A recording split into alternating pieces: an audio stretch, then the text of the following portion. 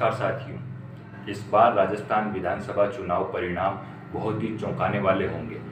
ये किस प्रकार से चौंकाएंगे इसका विश्लेषण करते हैं। मान लीजिए इस बार अगर अशोक गहलोत रिपीट करते हैं तो पिछले 30 सालों का यह रिकॉर्ड टूटेगा। तो इस प्रकार से ये चुनाव परिणाम चौंकाने वाले होंगे। और यदि मान लीजिए इस बार बीजेपी की सरकार बनती है तो जिस प्रकार हम देख रहे हैं अभी तक बीजेपी ने अपना चेहरा मोदी जी का ही डिक्लेयर किया है, मुख्यमंत्री का कोई चेहरा नहीं है। तो अब की बार बिना मुख्यमंत्री के चुनाव अगर जीतते हैं तो ये भी परिणाम चौंकाने वाले ही होंगे।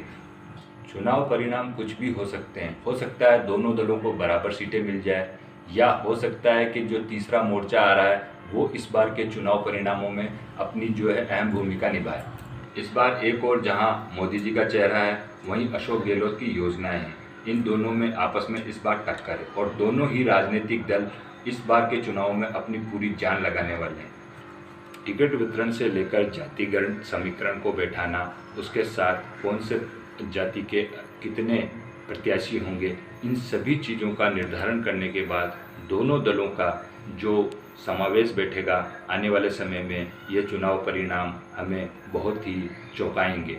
इसी की तरह इस बार भी चुनावों में जनता के मुख्य मुद्दे गायब रहेंगे और राजनीतिक दल एक दूसरे पर आरोप प्रत्यारोप लगाते ही नजर आएंगे। कि बीजेपी ने अपनी पहली लिस्ट जारी कर दी है, उसमें पूर्व मुख्यमंत्री वसुंधरा राजे सिंधिया का नाम नहीं है और उनके करीबियों को भी अभी तक कोई टिकट नहीं दिया गया है। यह भी एक राजस्थान के चुनाव में बहुत बड़ा फैक्टर होगा जो आने वाले समय में प्रभावित करेगा। कांग्रेस हमेशा की तरह अभी तक लेट लतीफ़ी में है, उनके बैठकों का दौर जारी है। कभी दिल्ली में और कभी मुख्यमंत्री आवास पर नेताओं का आगमन जारी है। हालांकि चुनाव 23 नवंबर को है, पर चुनावी सरगर्मियां अभी से तेज हो चुकी है। जैसे जैसे चुनाव में समय नज़दीक आएगा ये हलचल और तेज होगी। तो इस बार के चुनावों का परिणाम वास्तव में चौंकाने वाला होगा।